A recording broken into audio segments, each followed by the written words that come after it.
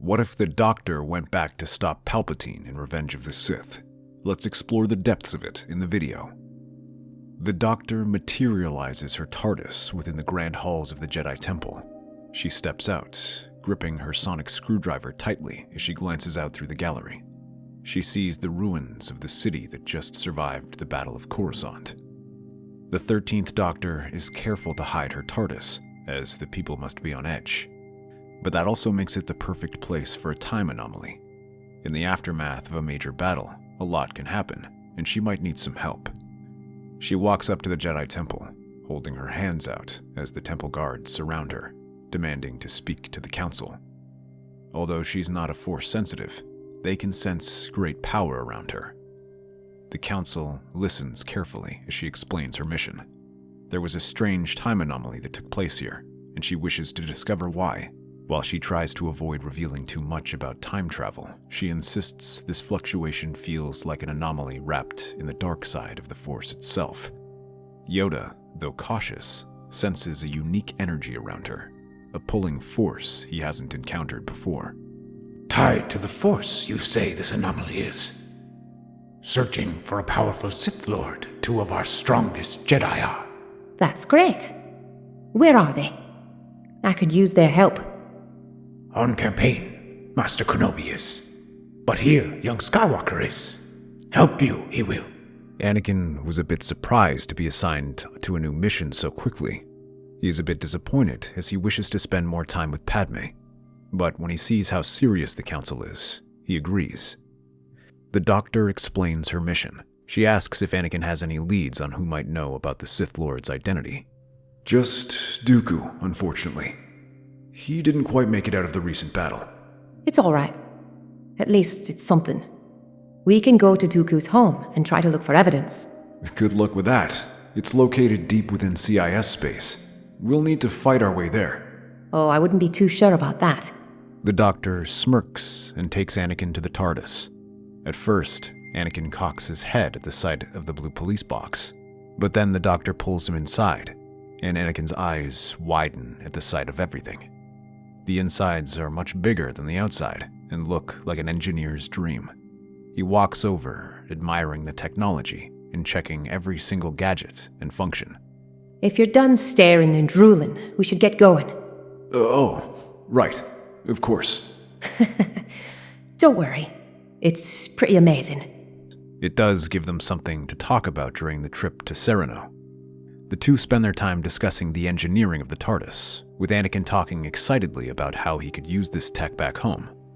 Before they even realize it, the CIS headquarters looms before them. As they prepare to land, Anakin glances at the Doctor's sonic screwdriver while he prepares his lightsaber. I hope you're carrying something more than that little scrap heap. Says the man carrying a giant glow stick.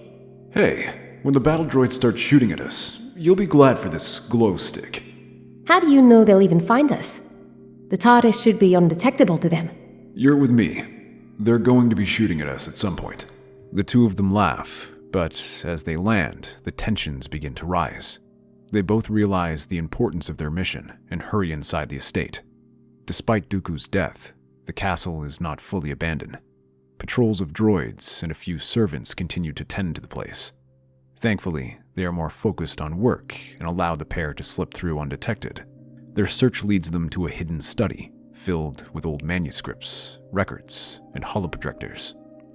Among these are ancient Sith texts and a personal journal that Dooku seemed to keep. The journal contains veiled references to a grand plan and a Darth Sidious. Anakin's brow furrows at the mention of that name. It was the name that Dooku told Obi-Wan on Geonosis. It was more than just an empty claim. He takes the journal and slips it into his tunic. Meanwhile, the Doctor finds a computer and uses her sonic screwdriver to begin gathering data from it. Suddenly, the shadows in the room begin to twist and coalesce, forming a dense, inky mass that surges forward. It takes on a vaguely humanoid shape, with one arm glowing, extending into claws, yet it lacks any true features. Only a pair of glowing red slits and a matching red crystal where its heart should be. An aura of corruption emanates from it. The creature lunges at them, It slashes out with claws. Anakin ignites his lightsaber, its blue light dissipating the shadows and severing its arm. But as the shadow breaks apart, it begins to reshape, forming around Anakin's throat.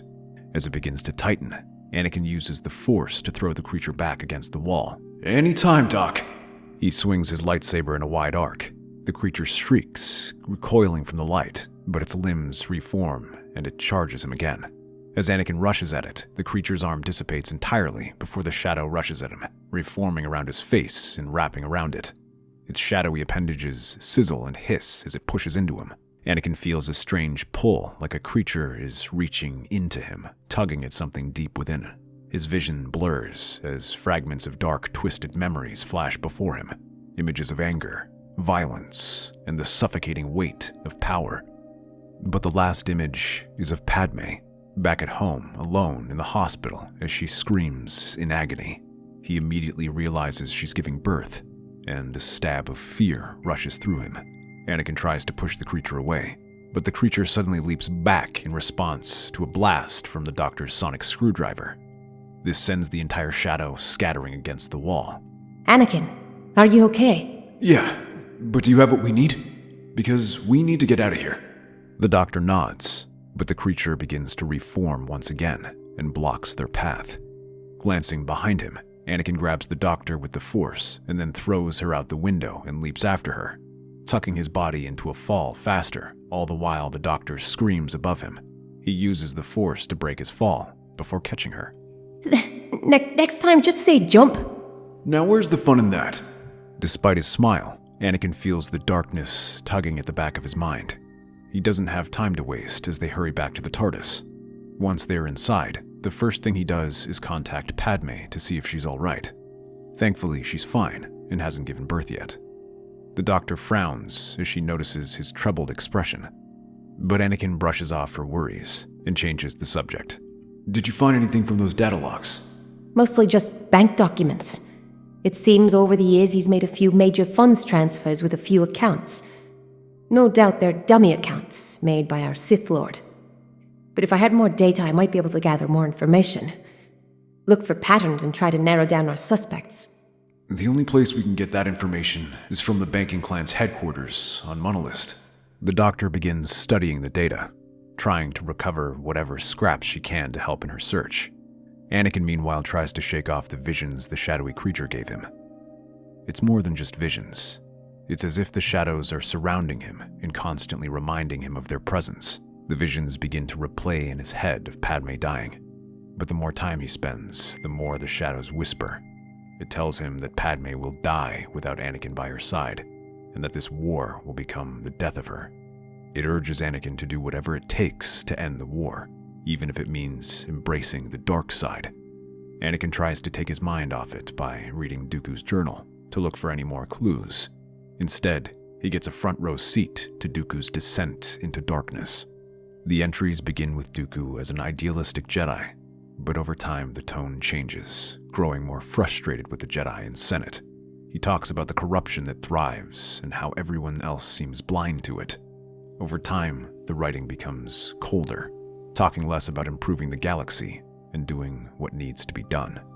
They mirror the thoughts that Anakin has been thinking many times before. These ideas have only been growing in recent years as the war has taken its toll on him. He's lost many friends already, including Ahsoka.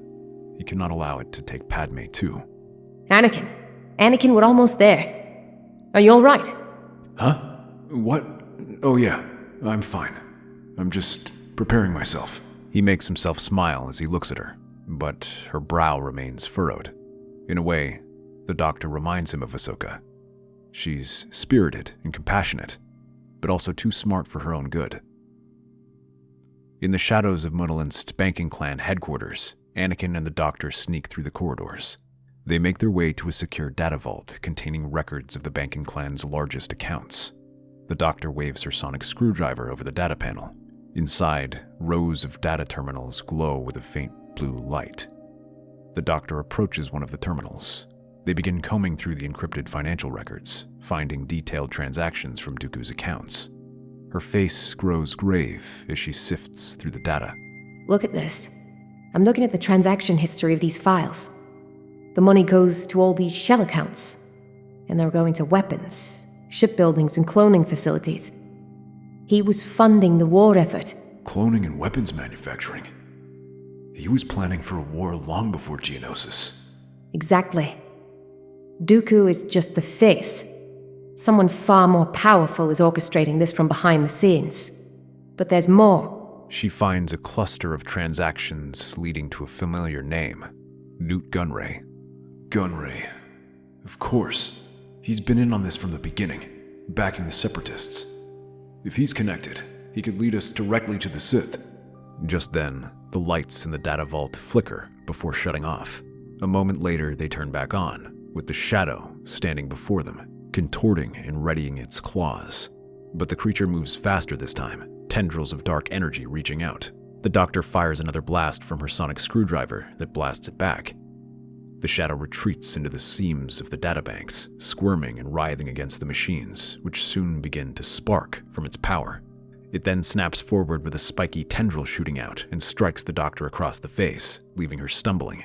The tendrils swing back and try to strike her again, but Anakin catches it and slashes it apart. However, Anakin feels its influence on him again, like fingers clawing into his mind, trying to dredge up his anger and frustration. Anakin's face contorts with rage, and he swings his lightsaber as the creature reappears. He doesn't give it a chance to recover, though, as he rains attacks on the shadow assassin, letting his lightsaber slash its body to pieces and not giving it a chance to recover. The doctor glances up, momentarily stunned by the fury in his eyes as he hacks at the creature. Eventually, the creature retreats into the shadows once again, leaving them alone with the sparking databanks. Electricity jolts around as screens shatter. The databanks flicker before shutting down completely. In the confusion, alarms blare, alerting security droids to their location. We need to get out of here. Now! Suddenly, droids begin to file in, firing their blasters.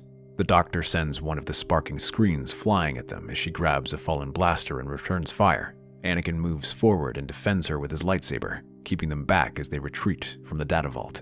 See? I told you. Eventually someone shoots at me. The doctor doesn't reply to his quip. Her lips press together as they retreat to the TARDIS. Once they are safe, the two take a deep breath. Anakin. I know that creature. He's feeding off your emotions. You need to be careful, or it could turn you into something you're not. Hey, don't worry about me. I'm fine. Anakin, he's hunting us. We need to be careful. What's bothering you? It's Padme, my wife. I can't lose her, Doctor. I've had these visions, the horrible ones, of her dying. I feel so powerless to stop it. Whenever that creature appears, they come back. Visions of the future can be tricky, Anakin. They're not set in stone, but I don't blame you. If that were one of my friends, I'd probably do the same. You would? The Jedi, they never understood. Of course! It's in our nature to take care of those we love. Jedi code or not, we can't change that no matter what we try. We can just do our best. I don't know what's best anymore. The fear, it's so strong. It's like it's choking me. I'd do anything to save her. I know it's difficult. But when you're ruled by fear, it can start to twist your intentions. You'll end up sacrificing parts of yourself, things you can't get back. Padme loves you as you are. But what if it's not enough? What if I'm not enough? That's why we're here. To fight and to rise to the occasion, so that it will be enough. Maybe not today or tomorrow, but someday. It's why I do this, so that we have a chance. Thank you, Doctor. I think I needed to hear that. Anakin and the doctor land on Mustafar, ignoring the heat from the volcanic world seeping into the ship as they approach the Separatist base. They storm inside, finding the CIS Council huddled in a dimly lit chamber. Newt Gunray looks up in alarm, just as their battle droids surround him. But the doctor begins to reprogram them, causing them to lower their blasters. Newt Gunray, You're going to tell us everything you know about the Sith Lord you're working for. Anakin steps closer, a menacing glare in his eyes. I'm not here to play games. I don't know anything. I only serve Count Dooku. Anakin clenches his fist, his expression hardening. He punches the holotable and dents the metal, causing the council members to junk back. But the doctor shakes her head, watching him. Taking a deep breath, Anakin calms down and chooses his words carefully. Listen, Newt.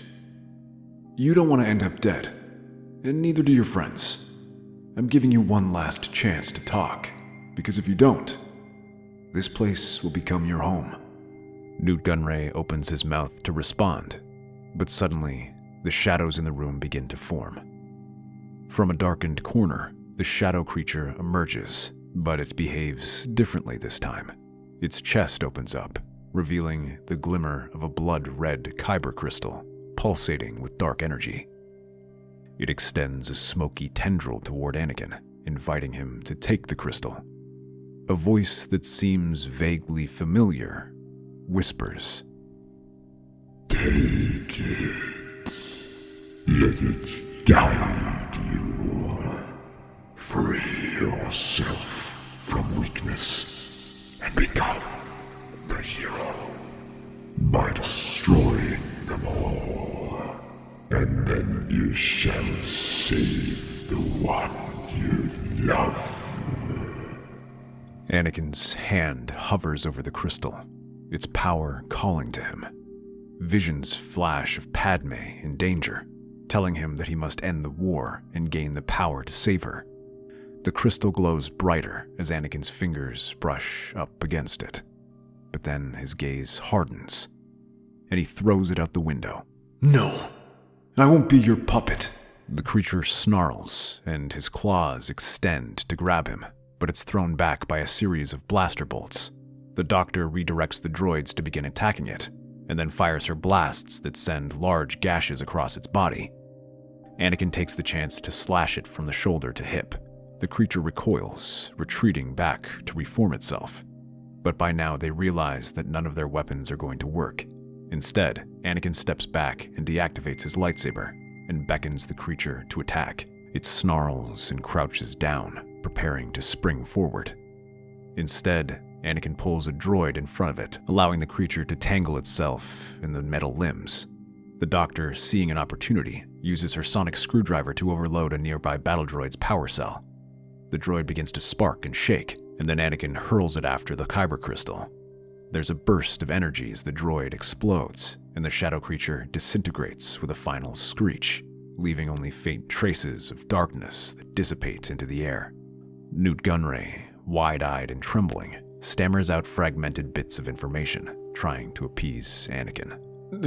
The man we met, he was human. Although he kept himself cloaked, I could tell he was older and thin. He begins to give what few details he remembers, while the other council members try to add their own explanations.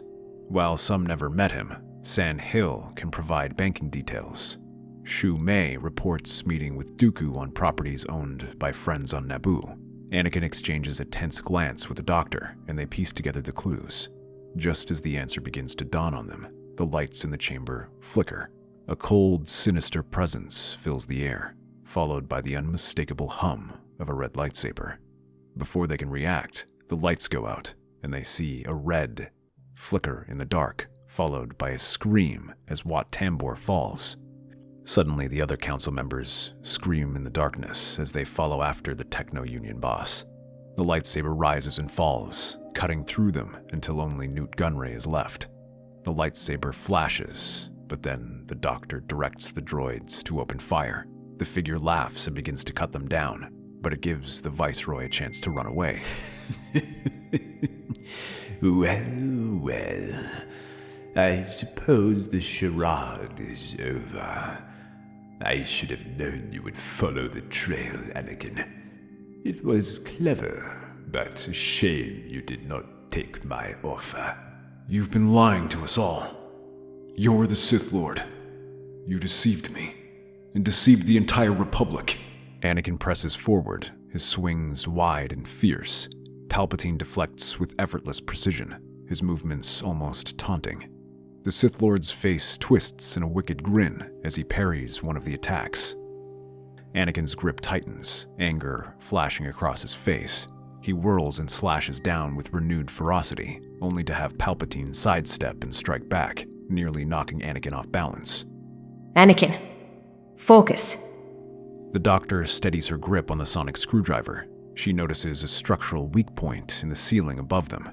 She carefully angles her screwdriver and fires a powerful sonic pulse, causing a large chunk of metal to loosen and tumble toward Palpatine. Palpatine, sensing the falling debris, leaps back just in time to avoid it, giving Anakin the opening he needs. He surges forward, bringing his lightsaber down hard, forcing Palpatine onto the defensive as he takes a shoulder wound. But Palpatine quickly recovers, his face twisted in annoyance. You meddlesome creature. I'll deal with you next.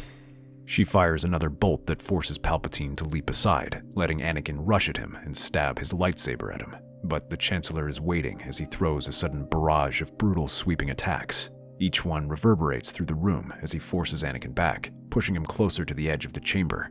As they near the edge, Palpatine throws a powerful blast of force energy that nearly sends Anakin sliding backward, but he digs his heels in, refusing to yield.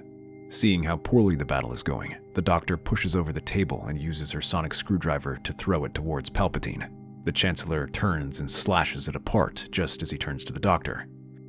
She looks up defiantly and fires another beam. Palpatine can't block the sonic blast, which sends him reeling.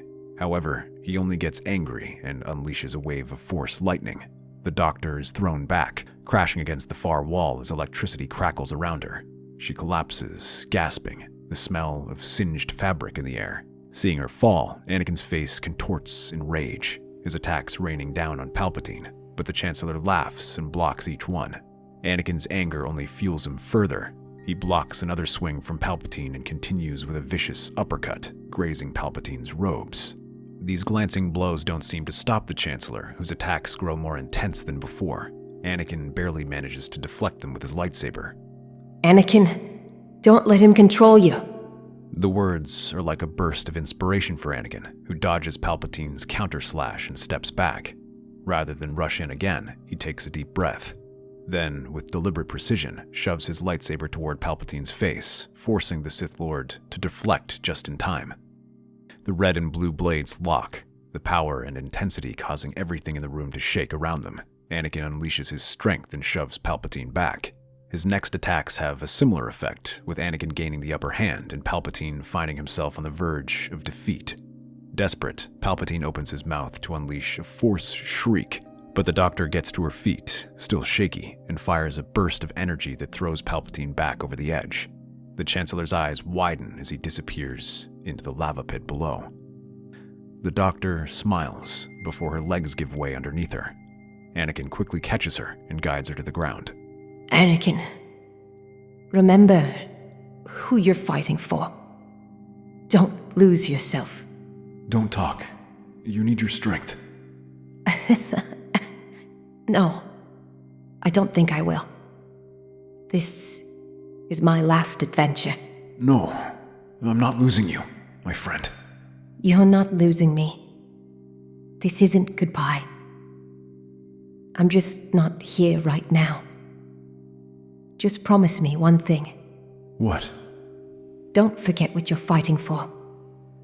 When you don't, you'll never forget who you are. Fight for Padme. For everything you love. She manages a faint smile before her eyes close, leaving Anakin alone. But when Anakin returns to Coruscant, he's gathered piles of evidence to expose the full extent of Palpatine's corruption. Newt Gunray even testifies in support of Anakin, citing all the dealings he's made over the years and implicating many of Palpatine's strongest allies. This information is enough to turn the Republic on its head, but as it happens, the Jedi and the reformist senators are there to help the people and ensure that true change is enacted. In the meantime, Anakin returns to the Order a changed man. Gone was the Jedi obsessed with attachment. He comes back more in control of his emotions and more in tune with the Force. The Jedi Council is shocked at this change, but welcomes him back with open arms. However, these changes also allow Anakin to see the failings of the Jedi, who are more focused on sticking to the code than being compassionate, leaving them to become cold to the suffering of others. With the war's end, he urges them to change, and begins rallying the Jedi to return to their roots. These much-needed changes go a long way in winning back the people's trust, and convincing Yoda to eventually step down and allow Anakin to take over as he works to honor the Doctor's memory, to see the galaxy improved. That's our theory. The Star Wars universe is a galaxy filled with exciting stories and possibilities, and we love exploring them. If you want to join us on this journey to a galaxy far, far away, then please like, share, and subscribe to our channel.